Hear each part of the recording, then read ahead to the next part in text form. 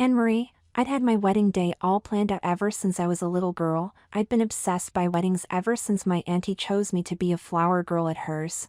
I knew the type of venue I wanted, the flowers, the colors my bridesmaids would wear, the music I'd dance to. I had a good idea about the kind of man I wanted to marry too.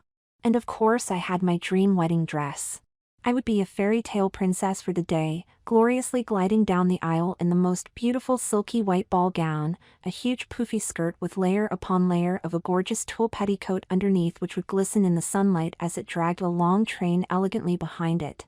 The bodice would be fitted, corset-like but with pretty off-the-shoulder mini sleeves, and a gorgeous arrangement of ribbons at the back to fasten me in, the whole thing flaring out beautifully into the stunning skirt below.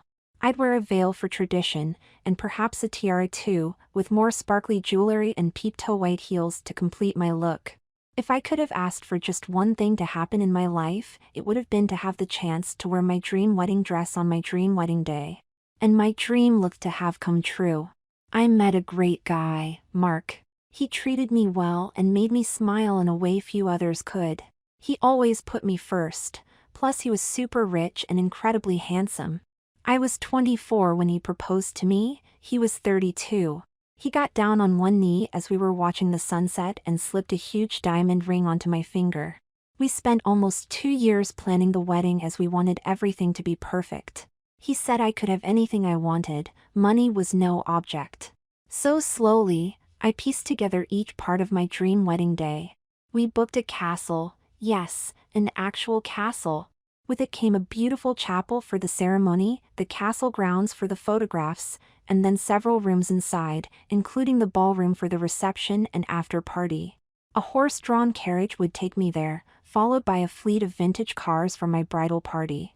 Our florist had just won a national award for her work and our catering company was headed by a chef with multiple Michelin stars. My hairdresser offered to close down her salon for 2 days so she and all her staff could commit solely to me and my bridesmaids. My beautician did the same and called in favors from several other top makeup artists. I chose my 7 closest friends to be my bridesmaids, with my oldest friend Olivia promoted to maid of honor. Their dresses were lilac, my favorite color, and the color scheme carried on throughout my own bridal bouquet and the church flowers. For my hen weekend we flew to Paris and spent a day at a luxury spa, followed by a second day experiencing the famous French cuisine and Parisian nightlife. For mine and Mark's honeymoon there was only one destination I considered, the Bahamas. 3 weeks of exquisite sandy beaches, endless cocktails and relaxation. We sent out 200 invitations, everyone replied saying they would come. But of course the one aspect of planning my wedding I was most excited about was choosing my wedding dress. Olivia and I took a long weekend and traveled into London by train, booking ourselves into a hotel for 2 nights. We had done plenty of research beforehand and had made appointments at half a dozen bridal shops. We had also penciling in several more shops we intended to turn up at unannounced, if we had the time. I had the vision of my dream dress locked away in my mind, and I hoped not to have to deviate away from it too much. I must have tried on more than 40 dresses over 2 days, but as fun as that was, I was beginning to stress about noting being able to find the one. But then, just as I was imagining having to choose something a little different to the one I'd been dreaming of, I found it. The designer dress was everything I had ever dreamed of, and more. It had the large silky white skirt, the train, the petticoats, the sparkle, the corset, the ribbon and the pretty off-the-shoulder mini sleeves. It was the ultimate princess dress for the ultimate bride. I adored it the moment I laid eyes on it, and trying it on only confirmed my love for it. I cried, Olivia cried, the shop assistant cried. It was expensive, very expensive, but it was worth every penny. In finding this dress, my dream had come true. I went back to London several times over the course of the next few months, for dress fittings and to choose my accessories. My final trip to the capital, 3 weeks before my wedding day, was to pick up my dress and take it home. Everything else had been planned and was ready to go. Collecting my dress was the final, most important piece of the jigsaw. Everyone was desperate to know what it was like, and while I loved describing it in detail, no one aside from Olivia was going to see it before the big day. She couldn't come with me this particular day though, so I was on my own as I went back to the shop to collect it. My dress was packed away into a huge beautiful white box, labeled proudly with the logo of the bridal shop. The staff made me promise to send them some photos of my big day and then enthusiastically waved me off into a taxi heading for the train station. Thankfully the train was on time and also fairly quiet, meaning I could, without the guilt of making someone else stand up, take over an entire 4-seat block, one for me, one for my handbag, and the 2 seats opposite for my dress box. The journey was only to take just under an hour, and at no point did I intend on letting my precious cargo out of my sight. The train got gradually busier as we stopped at each station though, so I moved my handbag into my lap so that someone could sit in the extra seat if needed. Soon after I'd done this, someone did ask to use the spare seat. I was just one stop away from my station when a blind man fumbled his way across the carriage with his white stick out in front of him. He was clearly struggling and seemed a little stressed, so I helped to guide him into the seat next to me. I told him I was getting off at the next stop and he told me he was too. He was only traveling the short distance after he had mistakenly got off at the wrong stop earlier that afternoon. A few minutes later the train made its approach to my station and sure enough the blind man stood up from his seat next to me and, without asking for any assistance, began to edge slowly towards the doors. A few other people also prepared themselves to get off, so I quickly came up with a plan in my head. I would let them disembark first, including the blind man, then I would be able to safely carry my dress box off the train to the platform, and then onto my car which was waiting for me in the car park. My plan was immediately changed however when the blind man turned back towards me and politely asked if I could escort him off the train. I couldn't say no to him, so quickly adjusted the plan. I would help him off the train first, then as everyone else was getting off, I'd jump back on to collect my dress, then get off again before the doors closed. As long as I was quick, there would be sufficient time to do this. So I took the blind man's arm and, as the train stopped and the doors opened, carefully helped him down onto the platform. He smiled and thanked me, but just as I let go of him, someone cut across him, causing him to lose his balance and fall to the ground. He dropped his stick and landed shoulder first onto the concrete. Instinctively I ran to him, as did one other woman who had also just got off the train. He seemed initially okay and keen to stand up, so after locating his stick, along with the other women, I helped him stand up and escorted him to a nearby bench. Seeming slightly embarrassed by the fall, he thanked me again and assured me he was fine. Everyone else on the platform quickly disappeared and I turned back to the train door. To my horror, the door was already closed. Then I heard the guard's whistle and the train began to slowly pull away. I was stunned and frozen to the spot. Through the train window I could see the box, my dream wedding dress inside it, still on the seat where I had put it. I screamed and shouted but the train carried on moving. Soon it had cleared the station and was out of sight. Few people were left on the platform, only one person stopped to ask me what I was so upset about. I was inconsolable, I was numb, I didn't know what to do. Finally, after several minutes of crying, I composed myself and went off in search of a member of station staff. The man at the desk was no help at all, offering little more than a phone number for the lost property department. The next train was in an hour. I could get on that and travel to the next station in the hope someone had got off with my dress and was waiting for me, or I could wait where I was and hope that someone would do the opposite and bring it back to me. I sat in my car and sobbed. I called the lost property phone number but an automated voice told me they weren't open again until Monday.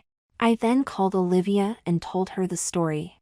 She tried to assure me that everything was going to be fine but I found it difficult to believe her. My wedding, years in the planning, was 3 weeks away and I had just lost my £10,000 wedding dress.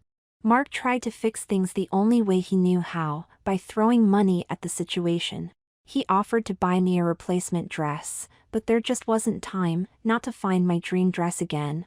It was a one-of-a-kind dress, I had to get it back. So I decided to try and stay positive and put all my efforts into finding it. The next day I contacted the local newspaper to put out an appeal, which they did. I posted on Facebook, Twitter, Instagram and every other social media output I could think of. I called a local radio station and spoke about my story on air. I was highly embarrassed as I knew some of the guests from the wedding would probably hear me, but I knew doing this was a much better alternative than never seeing my dress again. I called the lost property department of the train company several times throughout the next week, but nothing had been handed in. I took things further and asked for them to check any relevant CCTV from my journey, but annoyingly the cameras on my train had failed that day and there was apparently no evidence of anyone leaving any of the stations with the dress box. I was losing all hope. I had even resorted to looking at second-hand wedding dresses on eBay. Considering the experience I'd had in choosing my dress from the expensive bridal shops in London, I found this very depressing. I was seriously considering postponing my wedding, but then, with just a week to go, I received a text message out of the blue from someone claiming to have my dress. I still have the chain of texts. Unknown sender, hello, I have your wedding dress. You left it on the train, Eve'd been trying to track you down. Me, OMG, thank you so much. You have saved my life. Can I come and collect it from you? Unknown sender, yes of course. I have to work this week, but you could drop by on Friday afternoon to pick up? Me, any chance I could pick up sooner? Wedding is on Saturday. Unknown sender, no sorry, very busy this week, Friday is the only day I can do. I will look after it until then. Me, okay then, at least I know it's safe. Unknown sender, I will text you my address later. My name is Zoe. I was elated to know my dress had been found. The slight disappointment of not being able to see it again until Friday, the day before the wedding, was heavily outweighed by the fact I now knew my wedding would go ahead as planned. I logged off eBay, texted Olivia, and for the first time since the incident on the train, I was able to smile. The next week was frantic, but in a good way. Everyone was telling me how excited they were, and I was making regular trips to the castle to see the preparation of the chapel and ballroom taking shape. At the back of my mind I was constantly thinking about picking up my dress and was never quite able to properly relax, although Zoe texted me again on the Wednesday with her address and confirmation of when she would be free on the Friday. It was about a half an hour drive to get to Zoe's house. I set off at 3:30 p.m. and made it there just after 4 p.m., the time we had agreed. It was not an area I was used to, but after checking the address on Zoe's text message and comparing it to the location on my Sat-nav, I was confident I had made it to the right place. The first thing I noticed about Zoe's house was the front garden and how overgrown and in desperate need of some attention it was. A few dog toys were scattered along the path and there was a broken garden chair on its side by the front window. I wasn't usually one to judge on first impressions, but this wasn't a great start. I knocked on the door and immediately heard a dog bark excitedly. A few seconds later, through the misted glass, I could see a man approach and shoo the large dog away into an adjoining room. The door then opened and the man made himself seen. I introduced myself and asked for Zoe. I was then taken aback when he told me that he was Zoe, although in fact he wasn't. His name was actually Joe. All this time I had presumed that I had been texting a woman, but a simple case of autocorrect gone wrong had changed everything. It wasn't the first time that had happened to him apparently. His phone would often change Joe to Zoe for some reason. He was older than me, mid to late 30s perhaps. His skin was pale and his scruffy dark hair was thinning. By the look of his stubble he hadn't shaved for a few days, and judging by the grubbiness, the clothes he was wearing were perhaps now on their second or third day. But he seemed pleasant enough and gave me a friendly smile. Joe invited me inside and showed me into his front room. I remained standing and immediately the dog ran over and made a fuss of me, licking my leg before calming down and sitting down at my feet. The room smelt musty and it seemed dark, despite the curtains being open. Beer cans and scraps of paper littered the floor, and the few pieces of furniture all seemed to be pointed towards a large flat-screen television. There was a tatty old couch with a small table next to it, an overflowing ashtray sat on top, and a 1970s-style armchair in the corner, covered in dog hair. Joe apologized for the mess and blamed it on the fact he had been in work all week and so hadn't had time to tidy. I told him that was okay, and engaged in some small talk, asking if he lived here with his wife. He smiled and replied he wasn't married and only shared the house with his dog, whose name was Rover. He then left the room briefly, returning a minute later with my wedding dress box. Aside from a few scuffs on the top, the box looked just as it did when I'd last seen it. Joe explained that he had been on my train and seen the incident on the platform with the blind man. When he realized I'd left the box behind, he decided to hold onto it and try and track me down to return it to me. Initially not knowing what was inside, he admitted that curiosity had finally got the better of him when he got home, and he had seen inside the box, although he hadn't taken the dress out fully. I thanked Joe for contacting me and arranging for me to get my dress back. I offered a small financial reward, but he declined. Instead, he just wished me well for my big day. I left his house and took my dress back to the car. Joe had seemed pleasant enough, but his dirty house and hairy dog made me nervous. I just hoped that he had been telling the truth and my dress had stayed well and truly inside its box for the duration of its stay at his house. When I got home, Mark, who I had been living with for over a year already, had left. He had arranged to stay the night at a hotel with his best men, meaning I had the house to myself that night, although Olivia and my bridal party would be round first thing in the morning for the start of my big day preparations. I took my dress up to the spare bedroom where I had already cleared a large space to hang it up. With it having been in the box for so long, giving it a few hours on the hanger was important to allow its shape to naturally reform. There was now the added incentive of getting rid of any potential unwanted stale smell caused by it having been kept in Joe's house for almost 3 weeks. It was a warm evening, so I opened the window to let some fresh air into the room and then began carefully lifting the dress out of the box. I had barely made it to the top of the bodice when there was a loud knock at the front door. Dropping the dress back into the box, I dashed downstairs and opened the door. It was Olivia and my bridesmaids. They immediately grabbed my hand and pulled me out of the house, closing the door behind me. They told me they were taking me out for cocktails and wouldn't take no for an answer. I was reluctant to go with them. I was tired and stressed from my trip to pick up the dress, but they promised we wouldn't stay out too late and insisted I enjoyed my final evening as a single woman. I always loved a night out with the girls, and after the first cocktail I managed to relax a bit and begin to enjoy myself. We made a rule to ban any wedding chat and instead to only talk about our usual subjects of shoes, shopping, and celebrities. The worries I had about my dress were quickly forgotten, and I convinced myself that everything would be perfect the next day. But how wrong I was. It was 11:30 p.m. when I made it home. I was very tired, so after forcing myself to go through my nighttime beauty regime, I went straight to bed. I didn't even think to go into the spare bedroom to check on my dress, which I had forgotten was still in the box. I woke at 7 a.m. the next morning, the day of my wedding. Half an hour later, Olivia knocked on the door. Somehow she looked wide awake and amazing, despite having been out as late as me the night before. She was soon followed by a procession of my bridesmaids, hairdressers, and makeup artists. The house was a buzz of activity, and after having a soak in the bath, everyone began fussing over me in a way a bride should be fussed over on her wedding day. A couple of hours passed as I was having my hair and makeup done, before Olivia and I went upstairs to my bedroom to get dressed. All along I had intended to share this special moment with just her, rather than have a dozen people with me in the bedroom. I'd have found that far too stressful. And anyway, everyone else had their own beauty routines to complete before we were ready to leave for the chapel. When we got to my room, Olivia immediately asked me where my dress was.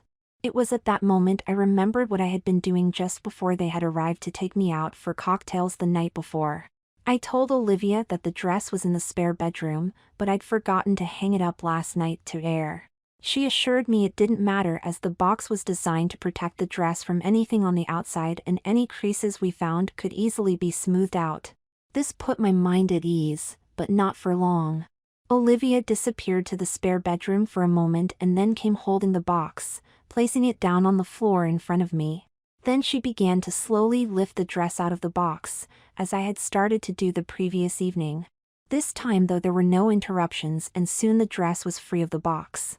This was the first time I'd seen it since picking it up from the shop, 3 weeks ago. My heart immediately sank.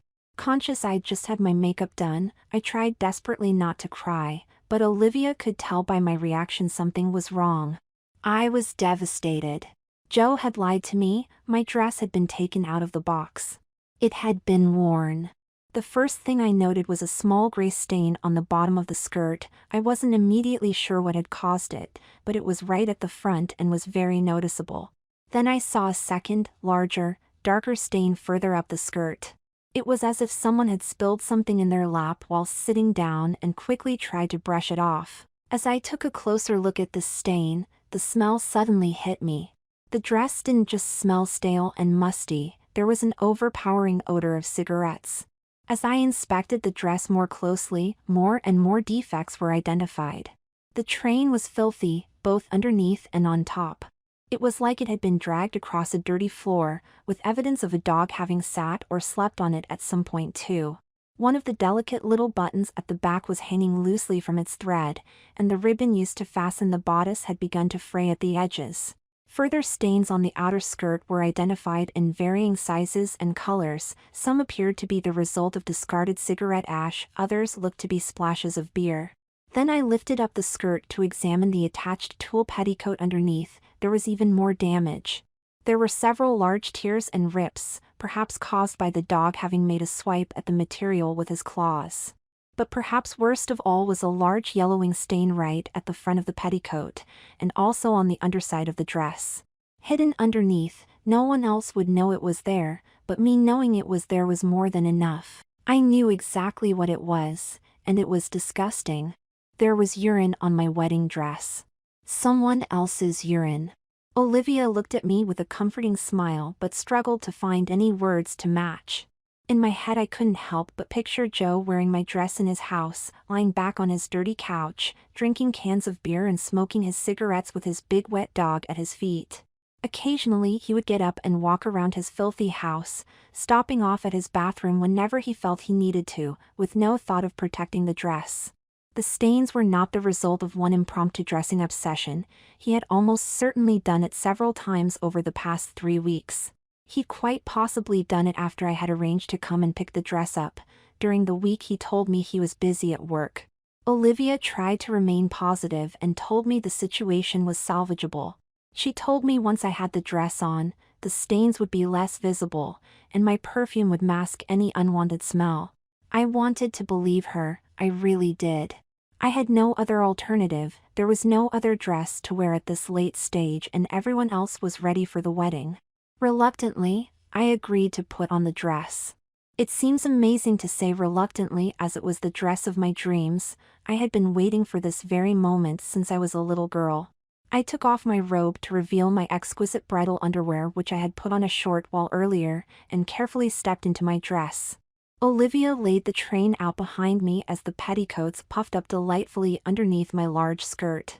She pulled each of the lace ribbons in turn to tighten my bodice and fastened the delicate buttons, including the one which was hanging precariously off its thread. Then she dropped to her knees and began smoothing out my skirt, trying her best to remove any crease or defect she saw, of which there were sadly many. There was no hiding the stains though, or the smell. The dress was dirty, and I felt slightly repulsed wearing it. The thought of actually having to wear it all day actually made me want to cry. Putting on my sparkly tiara and attaching my veil made me feel a little better. These had been bought separately so had not been anywhere near Joe's house. My something borrowed was a necklace worn by Mother on her wedding day, and my something old was a bracelet worn by my grandmother on hers, but to anyone else looking in, my wedding dress could easily have qualified as either of those things. I slipped my feet into my peep-toe white heels, sprayed a generous amount of my especially chosen wedding day perfume and paused for a moment to compose myself. Then I turned towards the mirror for the big reveal. The initial reaction, for the first few seconds at least, was one of excitement. But very quickly I remembered everything that was wrong with the dress and any excitement I had drained away. There was no hiding the stains, rips and tears, or indeed the smell. Everyone would know my dress was second-hand. Olivia disappeared downstairs briefly and came back up with the rest of my bridal party. They gave me the usual gasps, wows and oh my gods, and told me I looked beautiful. They were holding back though, I could tell, and I knew the reason why. Olivia would never admit to it, but I'm sure that she had given everyone some warning about what had happened, and asked them not to mention it at all when they saw me. To be honest, without everyone's positivity at that moment, genuine or fake, I don't think I would have made it out of the house. I did leave the house though, and as I was helped into my horse-drawn carriage, my petticoats consumed me as I sat down in the way I'd always imagined they would.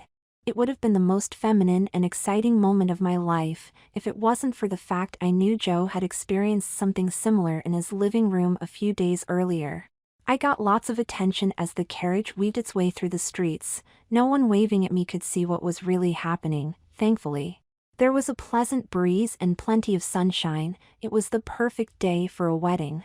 At the chapel I paused at the main door and took a deep breath before walking down the aisle with my bridesmaids and my father. Mark was waiting for me at the front. His first reaction was to ask if I was okay. His second was to tell me I looked beautiful. That spoke volumes. He could tell something wasn't quite right with me. The ceremony went by quickly and we said our vows.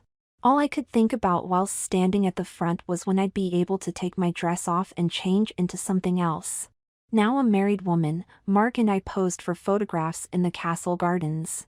I refused to do close-ups, my theory being in the long shots at least, the stains on my dress wouldn't be visible and I might just be able to pass as a fairy tale princess. But I knew whenever I looked back on the pictures in the future, I'd remember what had really happened that day. At the reception I was able to relax a little. We had our meal and the men did their speeches. Everyone then partied late into the night. No one spoke to me about my dress. It was as if an agreement had been made not to talk to me about it. It had become the elephant in the room.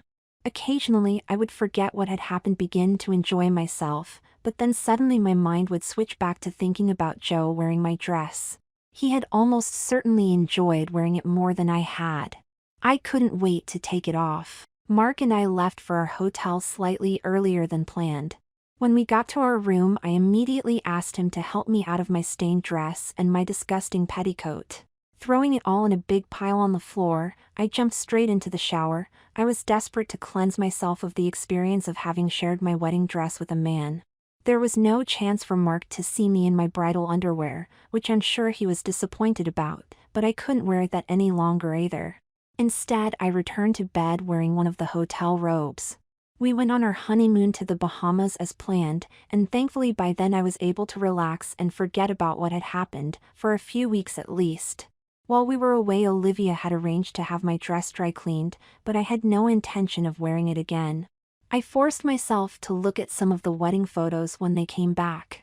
Some were quite nice. My bridesmaids in particular looked stunning in their lilac dresses, but the long shots of me didn't tell the full story. Life carried on and I tried my best to move on from the huge disappointment. I had been given the wedding of my dreams, but it had turned into a nightmare. I thought about confronting Joe at his house to tell him how he had ruined my wedding, but was talked out of doing this by Olivia. I was still just too angry. I never told Mark the full story. I didn't want him involved, and it was too late to do anything about it now anyway. He asked me later why I had seemed so down on the day of the wedding. I just told him I had been on my period, and that I had fallen on the way out of the house and scuffed my dress. Whether he believed me or not, I don't know. Despite the nightmare of my wedding day, I was enjoying being a married woman. A couple of months after our honeymoon, Mark had to go away on business, so I found myself with a few days to myself. On one of these days, I made a spur-of-the-moment decision and returned to London for a shopping trip.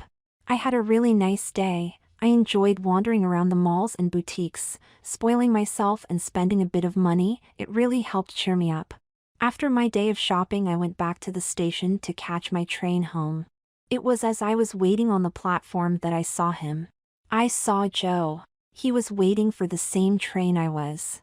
All the pleasant thoughts I'd been holding on to all day suddenly disappeared and were replaced by the anger I'd worked so hard to move away from. I found myself wanting to march over to him. I wanted to shout in his face and tell him how much I hated him for what he did. But somehow I managed to stop myself. But then he saw me. He smiled and walked over to me, as if he was greeting an old friend. He asked me how I was, and how my wedding day had been. I couldn't believe the way he was acting and what he was saying to me. He must have known he had ruined my dress, and there was no way in the world I wouldn't have known it was him who had done it. I refused to say anything back to him, but he carried on regardless, smiling and making polite conversation as if we were the best of friends. I felt myself getting angrier and angrier with him. How could he be doing this? This man had ruined my 10,000-pound designer wedding dress and wrecked my dream wedding day, the one I'd been planning in such detail my whole life. And yet he carried on, smiling and talking to me, telling me how beautiful my dress had looked when he'd taken it out of the box to look at it. I broke my silence by asking him if he had tried it on. He admitted that he had, once or twice. I was seething. My mind went back to picturing him wearing my dress in his dirty living room, and then I thought of me, wearing it after him on my wedding day. Somehow I had managed to control my temper, but then he turned away from me and lit a cigarette. That was the trigger, the smell of his cigarettes, the odor of which could never be removed from my beautiful dress, or indeed from my memory. I knew I shouldn't have done it, but I just couldn't stop myself. I was just so angry with him. His back was turned away from me. It was an easy shot. I dropped my shopping bags to the floor and ran at him, pushing him off the platform and onto the train tracks. He hit them hard, his head banging against the steel rail. There were screams from the other passengers on the platform. A train was coming. I was frozen to the spot. People were shouting, desperately trying to stop the train and to get him off the tracks. Some were shouting and screaming directly at me, but I couldn't hear what they were saying. I was in a daze. Then the police came and took me away. There was chaos at the station, all caused by me. Deep down I knew Joe wouldn't have survived the fall onto the tracks, but it was still a numbing shock to be told that he had died at the scene. I was in tears in the police car. I was inconsolable. I wanted to speak to Mark, for him to tell me everything was going to be okay, but no one could get hold of him. And I guess that leads us up to here. I didn't mean any of this to happen. It was an accident, a moment of madness. I hated what Joe had done. He ruined my wedding and I wanted him to be sorry for what he did, but he just didn't seem to care. He didn't deserve for that to happen to him though. I'm sorry. If I could turn back time, I would. I'm so sorry. DCI Murray. Okay, I think we have everything we need now. We have a confession. Anne-Marie Cooper, you will be charged with the manslaughter of Joseph Baxter. Sergeant McFadden will take you to the front desk and tell you what happens next. Interview terminated at 17:23. Anne-Marie, manslaughter? No, it was an accident. I didn't mean any of this to happen. I'm sorry. I'm so sorry. Please, no.